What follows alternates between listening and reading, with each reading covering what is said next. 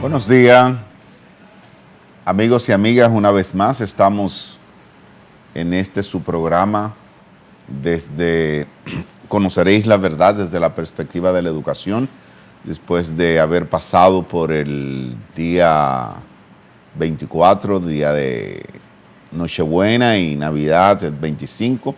Estamos contentos de poder compartir con ustedes nuestras ideas. Como decimos de costumbre, el propósito de un programa como este es poder colaborar para que dominicanos y dominicanas nos convirtamos en mejores ciudadanos capaces de hacer de este lugar un mejor país. Así que gracias por concedernos el privilegio de entrar en sus casas, y el arquitecto Luis Sena y yo durante este tiempo vamos a tratar de compartir ideas de cómo la educación en la República Dominicana puede ser mejor. Don Luis, buenos días, feliz Navidad. Feliz Navidad. Gracias, contento de volvernos a juntar. Sí, sí. En las últimas 2 semanas, como ustedes, los que nos siguen, los que nos dan ese privilegio de vernos a través del canal 19, se han dado cuenta que hemos estado hablando de la educación desde la perspectiva de la transformación, pero hemos hablado y hemos usado el concepto de la educación discipuladora. Una educación que va más allá de la transmisión de información y de saberes entre un maestro y sus alumnos, una educación que va más allá de la enseñanza de contenidos propiamente dicho, sino que apunta hacia la construcción de individuos responsables y una sociedad justa y florecente. Nosotros hemos tratado de ir estableciendo cómo una educación transformadora, como una educación discipuladora afecta los contenidos, afecta los métodos que se usan para la transformación. Porque si la educación pierde su capacidad transformadora, lo que produce, como decía Pablo Freire, es el deseo en los educandos de convertirse en opresores, porque entienden que la razón de ser es mandar. La razón de ser es gobernar, es poder manipular a otros y sacar de ellos el beneficio que tú quieres. Cuando tú despiertas la realidad de que la educación es un medio que Dios nos ha provisto para que todos nosotros lleguemos a alcanzar el ideal que Dios quiere para su pueblo, entonces nosotros sabemos que la educación que hemos estado practicando no ha sido la correcta en términos de esa propuesta, aunque sí una respuesta al modelo sistémico en el que hemos estado viviendo. Hemos visto la necesidad de que los contenidos sean afectados por una visión diferente,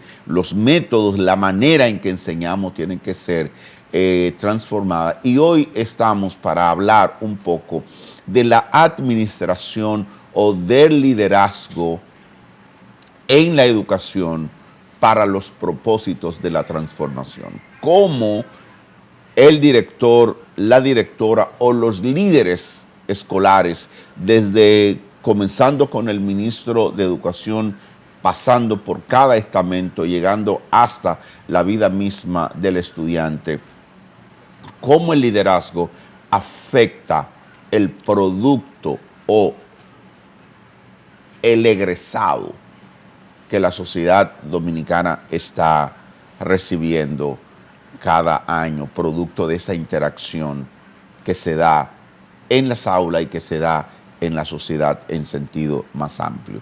Así que, Luis, hoy vamos a estar hablando de los líderes de la educación, de cómo un director, como una directora y como un maestro en su ejercicio profesional como líder puede hacer la diferencia o puede entorpecer el proceso de la transformación de la sociedad y de la vida de los estudiantes, obviamente.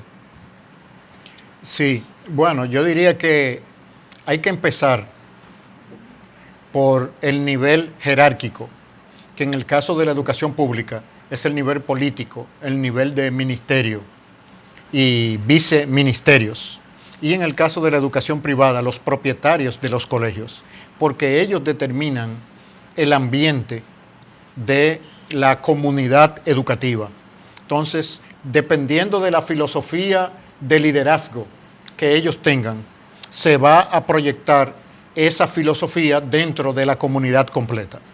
Y empezando en ellos y siguiendo por los diferentes niveles de liderazgo, lo primario que debemos tener es el concepto de liderazgo como una actividad, no como personas. Los líderes no tienen identidad de líderes, tienen funciones de líderes, funciones que se pueden hacer bien o se pueden hacer mal. Entonces, los líderes pueden ser buenos líderes o malos líderes y siempre eso se relaciona con la función que realizan, no con su identidad. En la cultura hispanoamericana, consecuencia de la cultura medieval europea, nosotros tendemos a ver a los líderes y su autoridad conectados a la identidad de las personas, no a las funciones que realizan. Eso está equivocado. Bíblicamente, el liderazgo está en función de la actividad que se realiza. Quiere decir que cuando esa actividad se realiza inadecuadamente de acuerdo a los principios de sabiduría, el líder debe ser removido. Y las instituciones tienen que tener reglas, principios, políticas para remover al liderazgo disfuncional. Cuando un sistema no tiene el mecanismo para remover al liderazgo disfuncional, ya de hecho es un sistema viciado. Y es muy difícil que un sistema viciado produzca virtudes, sino que va a tender a reproducir el vicio de su misma estructura interna, de su ethos, como dicen los antropólogos. Luis, pero tomando el concepto que acabas de plantear de que el liderazgo es una función, no es una persona, en el ejercicio cotidiano lo que nosotros vemos a personas ejercitándose en su rol de liderazgo, dando la impresión de que liderar es una condición de especiales y de facultado desde el mismo reino de los cielos, de tal manera que los líderes y los liderados no son lo mismo. Entonces, si es una función, es algo que la puede ejercer hoy el arquitecto Luis Sena y mañana la puede estar ejerciendo José Ramón Rodríguez y pasado mañana la puede estar haciendo el pastor Pedro Piñeiro o cualquier otra persona, pero no eternizarse en la persona de alguien, como que si ese líder no está, todo se derrumba. Todo se derrumba. O como dice la canción, todo se derrumbó. No, eso dentro del concepto de la creación caída, el concepto del líder, del rey, del presidente, del arzobispo, del obispo, del pastor, como poseedores de la autoridad y liderazgo como una identidad, no es más que, diciéndolo en dominicano, un tigueraje. Es una mentira encarnada en los sistemas sociales, especialmente derivados y cultivados durante la Edad Media europea por un tipo de cristianismo y que el cristianismo evangélico contemporáneo ha encarnado. Entonces, la enseñanza bíblica sobre el liderazgo es que el liderazgo es una función y por lo tanto esa función se realiza para Dios al servicio de aquellos que Él pone bajo el ministerio de los líderes o bajo el ministerio de una persona profesional. Entonces, esa mentira muy creída en Latinoamérica de que Dios a algunos seres humanos los considera especiales y los dota de dones y capacidades para que el resto dependan de ellos, es, como dijimos, una mentira que no procede de la Escritura. Toda persona en liderazgo puede realizar mal su labor y debe ser removida. el único que no puede ser removido de su función porque tiene autoridad absoluta es Dios. Después, todo humano en posición de autoridad es autoridad delegada y es evaluada en función del propósito para el cual Dios delegó autoridad en esa posición de liderazgo. Luis, hay algo que quizás en el marco de la educación es más difícil verlo o poderlo entender. ¿Cómo se da el hecho de que una persona se erige como líder y a pesar de la comisión de errores y de acciones que los descalifican, todavía tú encuentras personas respaldando sus acciones y dispuesta inclusive a dar su propia vida por ello y nunca a cuestionar su comportamiento, que a la luz de todo el mundo pues se puede ver que son descalificatorias para las funciones donde está? Es decir, ¿qué es lo que media para que una persona pueda mantener el respaldo de la gente a pesar de que su comportamiento no es el adecuado? Porque el truco de ese tigueraje en el estilo de liderazgo característico de nuestras sociedades latinoamericanas es que mientras se ejerce el liderazgo, a los seguidores y a los subalternos se le va dando una terapia de desempoderamiento para que vayan cultivando una dependencia emocional, material e intelectual del líder, de modo que ellos no conciban la existencia funcional de su persona o su posición sin el líder. Por lo tanto, como hay un amarre emocional, aun cuando el líder falla en sus capacidades o en sus atributos personales y su conducta, sigue siendo querido y apreciado por personas a quienes él cultivó para ser desempoderados, para ser sirvientes. En otras palabras, el liderazgo que nuestras naciones conocen es un liderazgo orientado a producir sirvientes, no discípulos de un Señor, del Señor Jesucristo.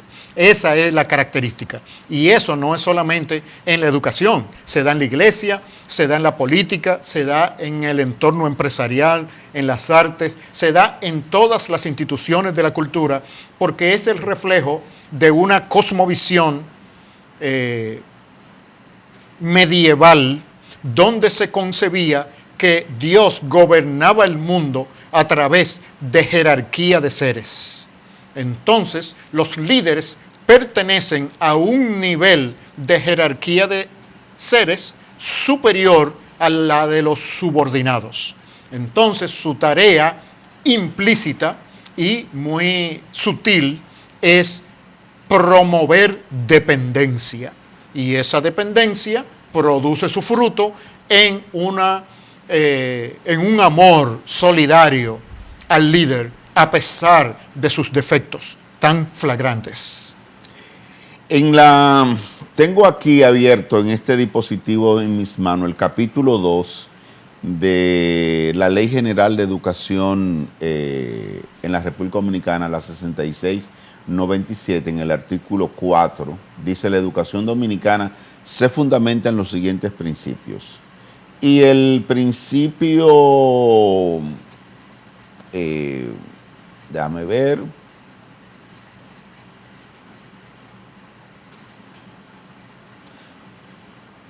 el E del capítulo 4 dice: todo el sistema educativo dominicano se fundamenta en los principios cristianos evidenciado por el libro del Evangelio que aparece en el escudo nacional con el lema de Dios, patria y libertad.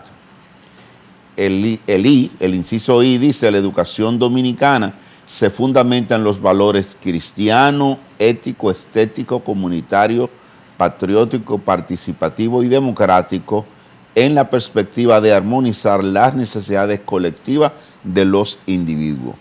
Eso está contenido en nuestra Ley General de Educación, capítulo 2, artículo 4. Por eso, en todo escrito, nosotros tenemos que analizar lo que dice y lo que quiso decir. Eso es lo que dice. Exacto. Lo que quiso decir está alineado a la concepción dominicana y latinoamericana del pueblo, de la educación. Por eso es que hay que examinar un sustrato inferior, que es el nivel de la cosmovisión, porque ese nos da las claves de los significados que son explícitos.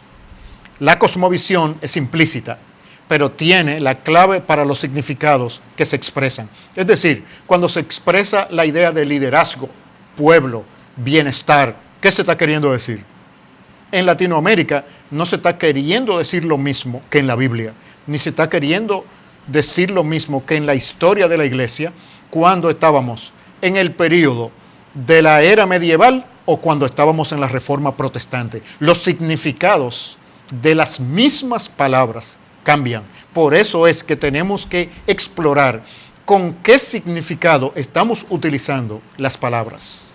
Bueno, eso nos llevaría entonces, Luis, a pensar que si esos principios en los que se fundamenta la educación dominicana, digamos que es lo que está escrito y lo que está escrito está en coherencia con lo que se pensó que debía ser, nuestro liderazgo dentro de la educación en todos sus niveles deberían reflejar los principios cristianos en su forma de gobernar y en su forma de relacionarse horizontalmente. Es algo que no se evidencia con mucha... Que no sucede. Que no sucede. Claro, es que tiene sentido, porque una cosa es la realidad y algo es el ideal.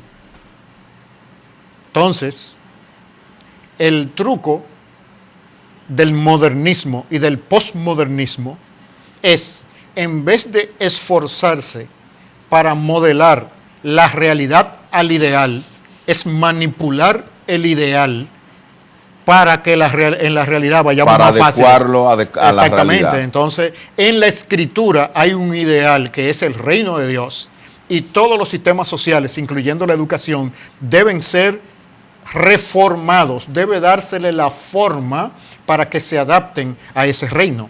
Sin embargo, en la modernidad, al renunciar a Dios, y en la posmodernidad, al renunciar inclusive a los principios de la modernidad, lo que se está tratando es de crear un ideal adaptado a la mediocridad de la civilización humana que está formulando esos ideales. Por eso la decadencia en general de las culturas en nuestro tiempo. Permítame leerle, Luis, el inciso B de ese mismo artículo. Toda persona tiene derecho a participar de la vida cultural y a gozar de los beneficios del progreso científico y de sus aplicaciones. Derecho a participar en la vida cultural. Derecho. Pero ahí es donde está. Ese uso de la palabra derecho en el posmodernismo y en la cultura tradicional latinoamericana es un engaño. Esos son objetivos de las sociedades, no derechos. Si es un derecho, ¿quién lo paga? Si yo tengo derecho a una computadora portátil, ¿quién la va a comprar para regalármela? Alguien tiene que comprarla, porque un valor de mercado tiene. Derecho al Internet. Ajá, eso quiere decir, ¿quién va a pagar el Internet? Lo que pasa es que cuando le dicen a una persona que tú tienes derecho al Internet, derecho a la educación o derecho a la salud, está presuponiendo que un benefactor te la va a conseguir y te la va a regalar. En otra palabra, va a haber un benefactor y tú eres un sirviente. Ese lenguaje de dominación está implícito en esas expresiones. Pero, si vamos a las escrituras... Perdón, Luis, porque vamos por partes, como Jack. Es decir, lo que estás trayendo a la mesa es que ese concepto de derecho, más que derecho, debe ser un objetivo de la sociedad. Objetivos sociales. Tenemos que tener los objetivos sociales de salud para todos, de educación para todos, de una vida digna para todos, objetivos Y que es- persigamos, y- no un derecho Y, que y esos objetivos entonces deben ser buscados por el colectivo. Claro. Todo el mundo aportando desde su realidad su grano de arena para la consecución de eso. Claro, por eso es que no se enseña así, sino que se le enseña a las minorías y a la gente vulnerable que ellos tienen derecho para captar sus voluntades, no es más que un engaño. Luis, es una manera. nosotros debimos tener los teléfonos abiertos porque yo creo que habrá mucha gente desde su casa que estarían interesados en participar de esta discusión. Discúlpame la interrupción. No, pero está me ll- bien, pero fíjate que ese es el centro todo el tiempo. Y el posmodernismo, con su tribalización de la sociedad para dividir la sociedad y ponerla a pelear, como poníamos a pelear los lápices con una gomita en el medio en la escuela, es para que una élite le saque ventaja a la segmentación de la sociedad y insinúan que objetivos que tienen costos y que alguien debe producirlos son derechos que le pertenecen a las grandes mayorías. Eso es un engaño, eso es una demagogia, eso es una manera de jugar con las vulnerabilidades de las personas, introduciendo un concepto que esencialmente es bíblico: el derecho a la vida, el derecho a la propiedad y el derecho a la libertad de conciencia son básicamente los tres derechos fundamentales e inalienables que proceden del creador de las personas, no de los humanos en posiciones de autoridad. Entonces, todo el resto de los llamados derechos son objetivos que tienen costos y que alguien tiene que producirlos, y para producirlos y distribuirlos en masa hay que quitárselo a alguien. El problema es que cuando se acabe lo que había, no va a haber para nadie. Esa es la trampa de la filosofía política y la demagogia centrada en derechos, no en objetivos. Las sociedades deben tener objetivos.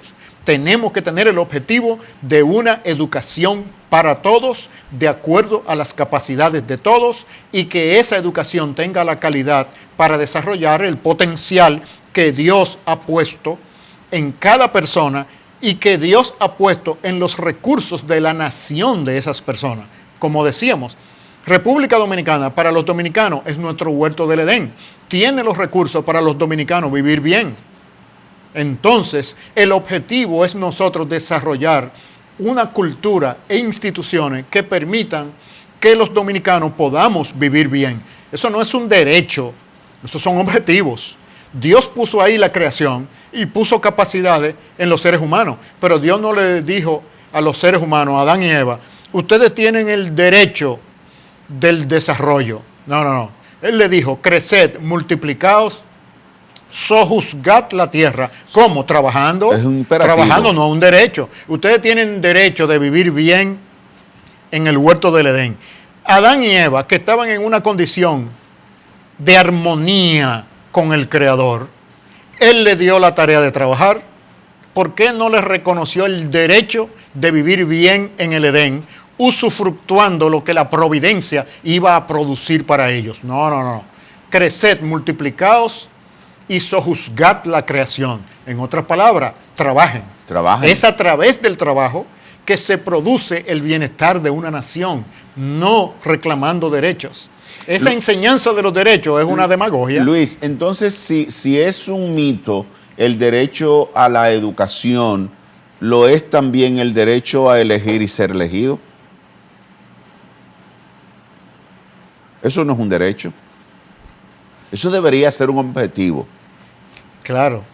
A que lleguemos al punto de desarrollo y de armonización en la República Dominicana de tal manera que cualquier ciudadano pueda presentarse que tenga las capacidades. Que tenga la capacidad, obviamente, pueda presentarse a sus iguales sin tener cortapisa para poder llegar a accesar a lo que puedan ser los puestos elegibles. Claro, porque La idea de derecho, en el sentido coloquial presente, lo que apunta es a que alguien te los concede.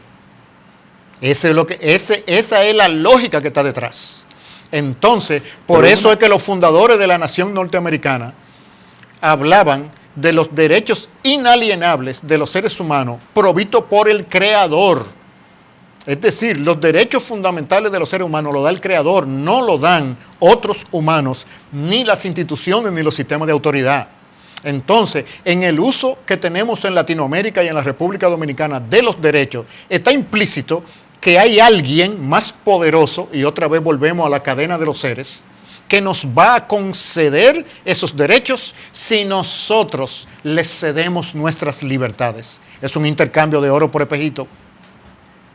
Similar a la famosa anécdota de los indígenas con los españoles en la colonización. En la filosofía cristiana de la educación, la administración juega un papel determinante. Y eso es lo que estamos viendo.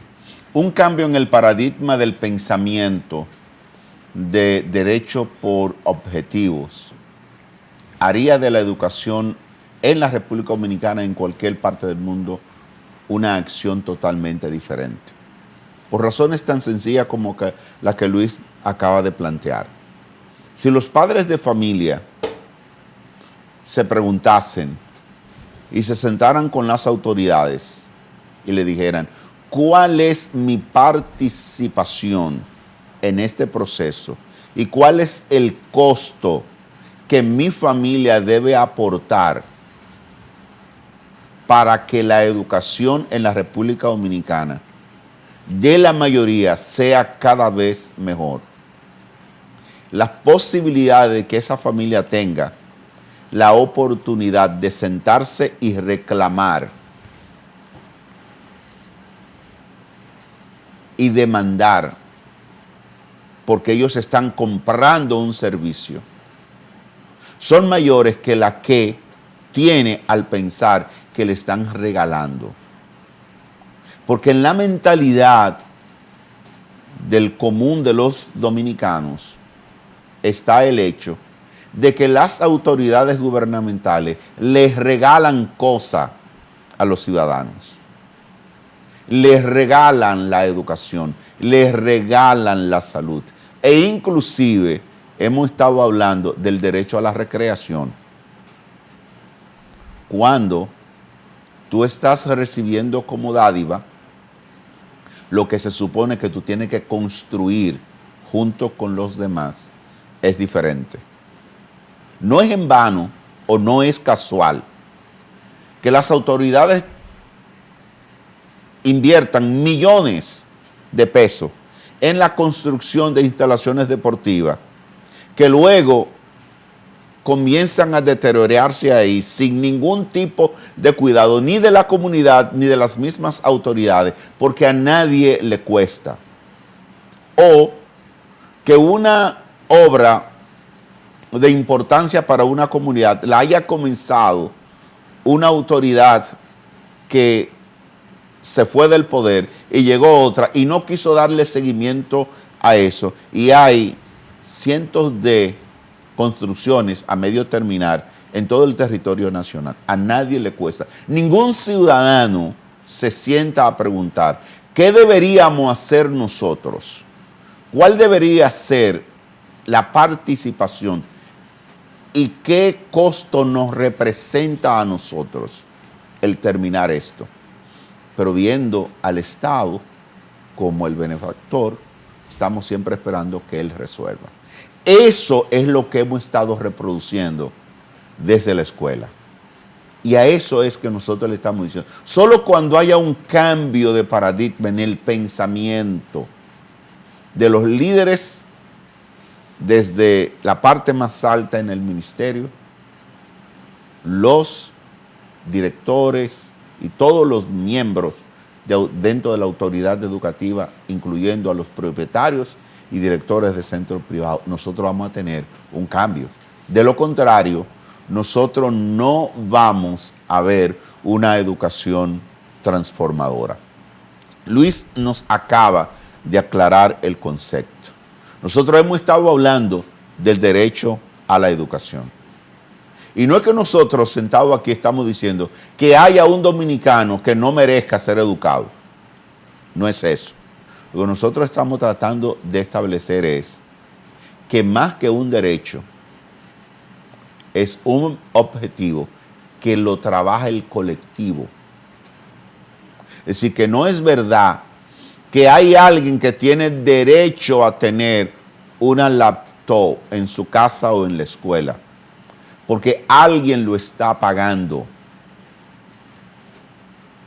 Ahora, debería ser objetivo de que todos los ciudadanos en formación tuvieran los medios físicos y electrónicos y dispositivos electrónicos necesarios para que su educación sea cada vez mejor. Eso sí, pero eso tiene que despertar la responsabilidad en los padres de familia, que hay un costo que posiblemente lo podemos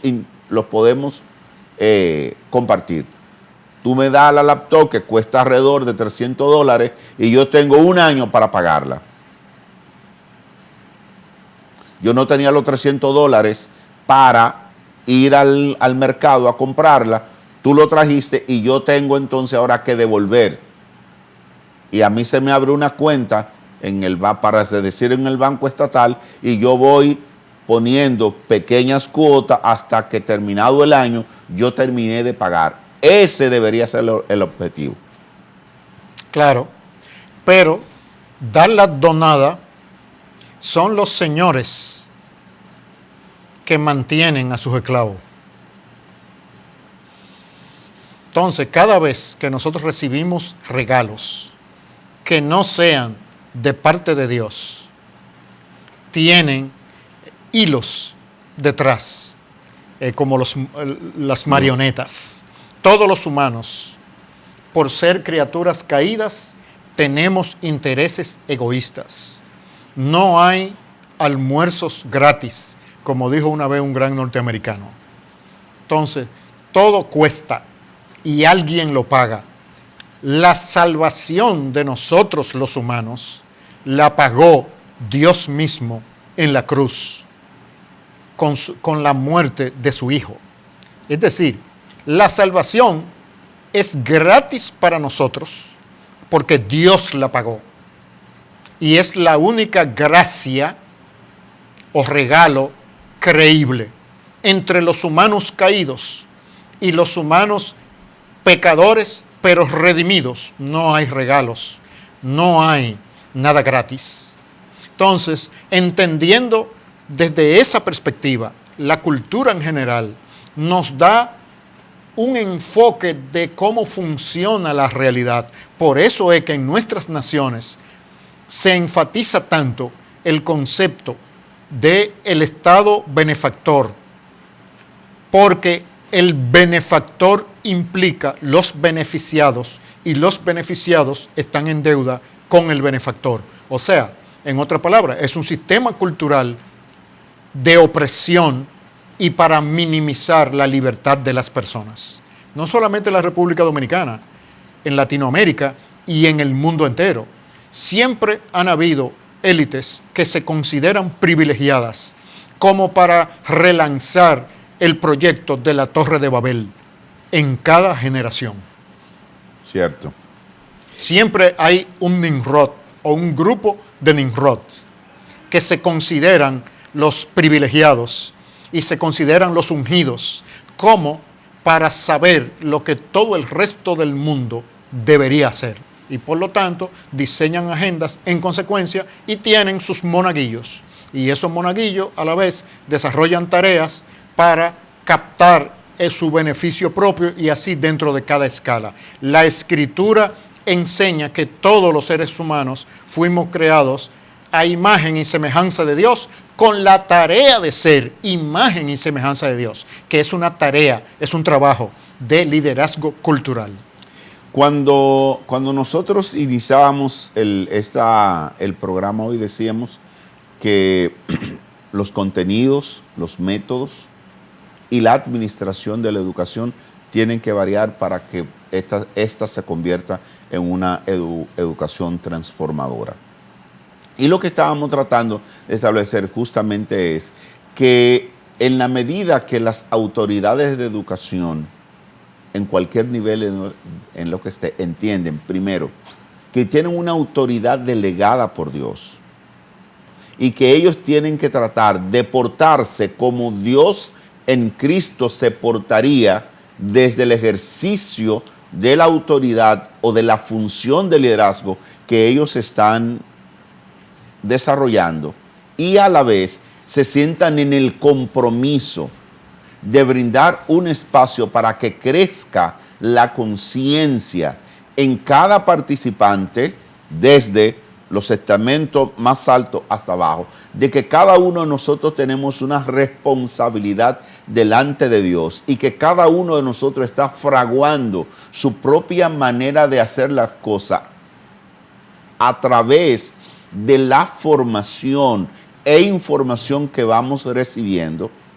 Cuando el liderazgo toma en cuenta de que ellos están modelando a Cristo en la manera de hacer las cosas, entonces esa administración, ese liderazgo en el campo de la educación se convierte en un modelo de liderazgo transformador que en las Sagradas Escrituras nosotros encontramos.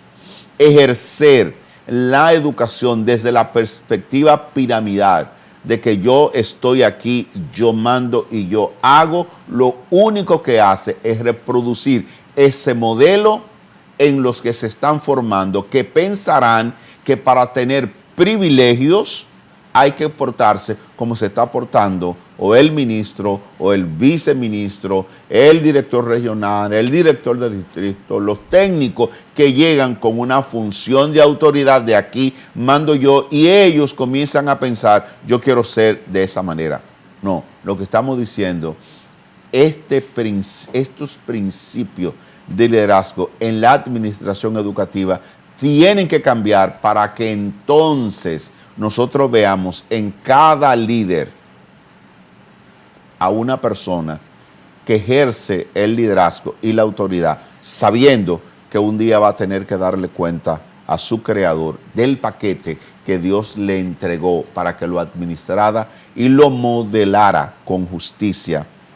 Y que ese concepto de la participación en boga en las sociedades hoy, que no es más que una pseudo participación, porque es tú participa hasta que me convenga y hasta que tu participación me da la imagen de democrático, yo la permito, pero cuando esa atente contra mi propia seguridad y mi propia permanencia, entonces la corto.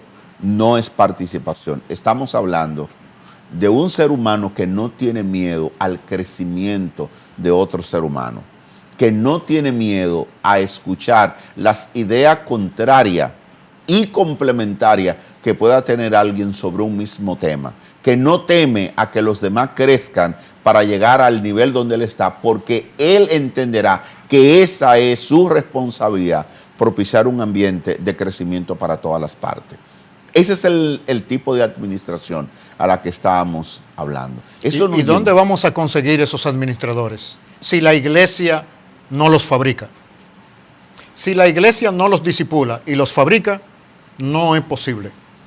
Entonces no tenemos el material, porque los profesionales que tienen capacidades, que están en las iglesias, están sometidos a un tipo de liderazgo, usualmente, con raras excepciones, que también apunta al desempoderamiento de esos profesionales para su contribución en la esfera pública de la nación. Bueno, acuérdate, Luis, que hemos estado hablando del concepto de la educación discipuladora.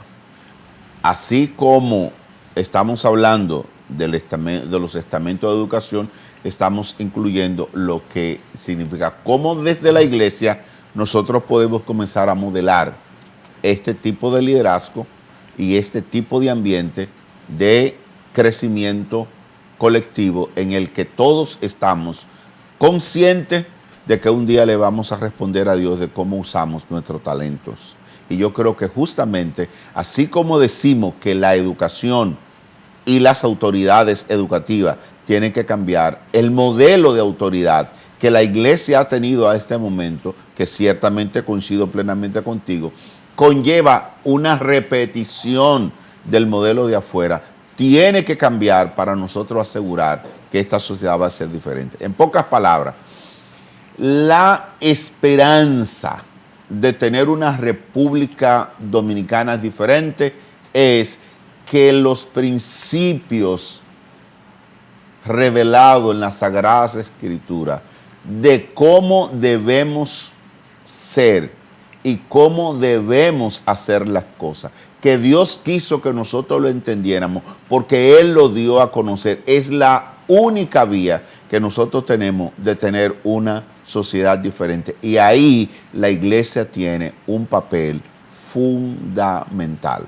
No es nada más la celebración de un servicio el domingo en la mañana o un servicio de media semana. Es un discipulado bíblico que cambie la mentalidad de sirviente a ser individuos responsables y autogobernados delante de Dios. Perfecto.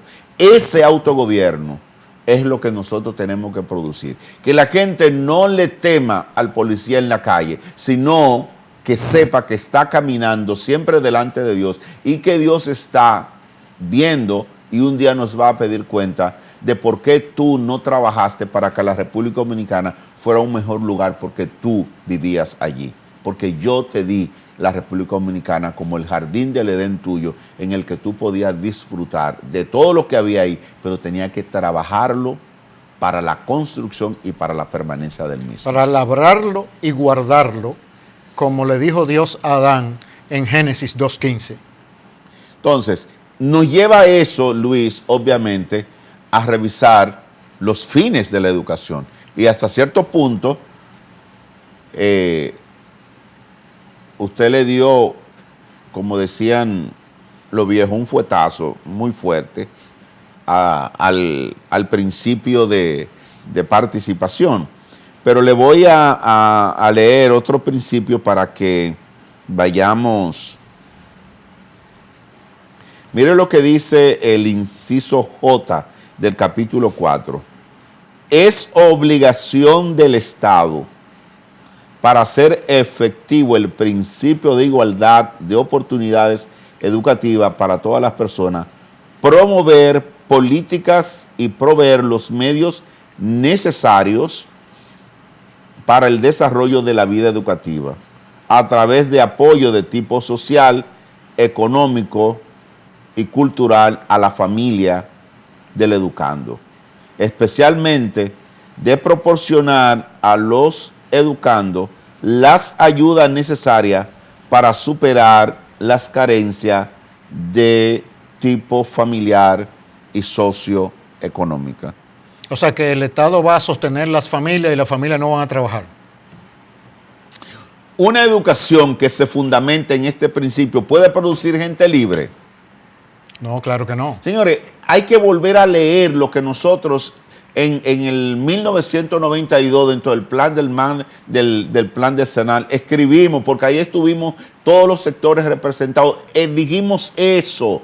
Dijimos que el Estado se iba a erigir como un hermano mayor que iba a suplir las necesidades de toda la familia de tal manera que era obligatorio para el Estado, aún las familias que no tuvieran ningún interés en su propio desarrollo, de proveerle la ayuda hasta socioeconómica para que haya igualdad de oportunidades. Eso no es verdad. Nuestros fines de la educación apuntan hacia la esclavitud política, no hacia la libertad. Y no debe sorprendernos, porque la única fuente que apunta a la verdadera libertad de los seres humanos es el Evangelio de Jesucristo. Conoceréis la verdad y la verdad os hará libres. Por eso es que la palabra de Dios debe ser utilizada trayendo toda idea y todo pensamiento cautivo a Cristo. Es la única manera de destruir las fortalezas de la mente y en los sistemas sociales que mantienen esclavos a las personas. Luis, Le leo otro, el inciso K. La libertad de educación es un principio fundamental del sistema educativo dominicano, de conformidad con las prescripciones de la Constitución.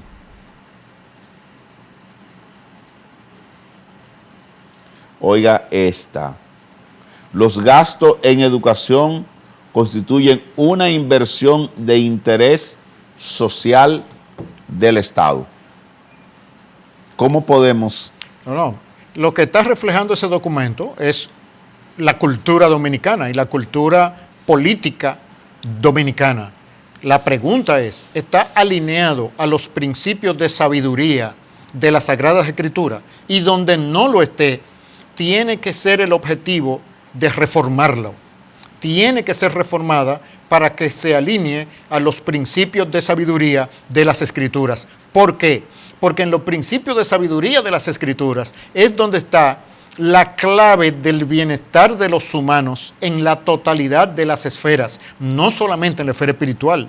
Los secretos del bienestar económico están en la sabiduría de las Escrituras, del bienestar político, del bienestar artístico, del goce y disfrute de todos los placeres. Está en la sabiduría que Dios puso en la creación y de la cual la Escritura es la clave para decodificarla.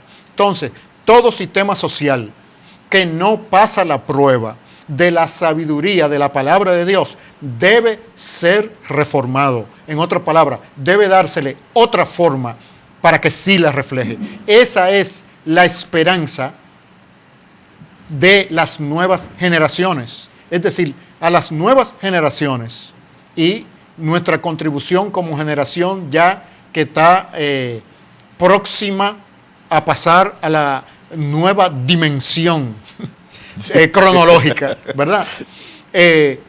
Esa tarea nuestra es apoyar a las nuevas generaciones para que reformen todo aquello que no está alineado a la sabiduría de las Escrituras. Y no estamos hablando de religión, estamos hablando en todas las esferas de la cultura, porque Jesucristo reclama soberanía sobre todas las esferas de la cultura.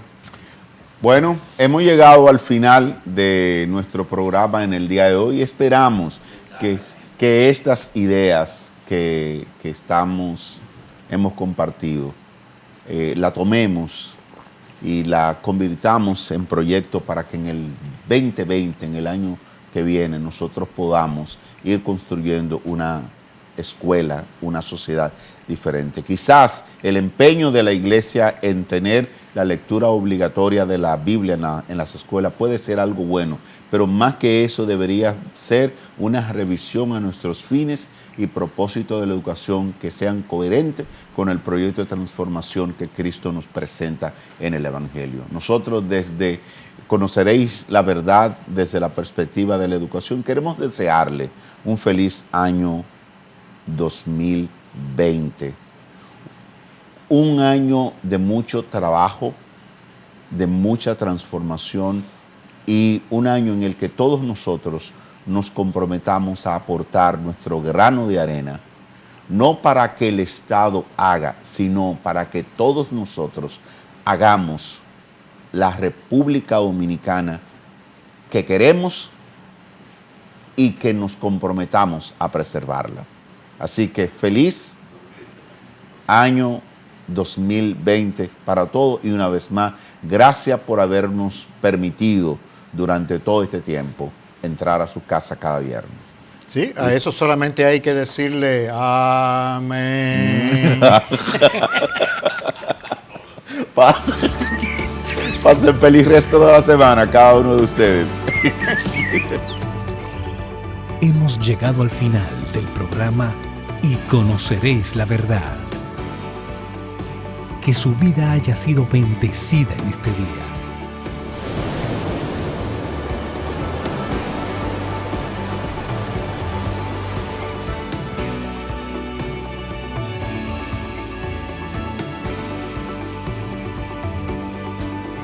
Le esperamos de lunes a viernes a esta misma hora. Invocamos la presencia de Dios sobre su vida y familia.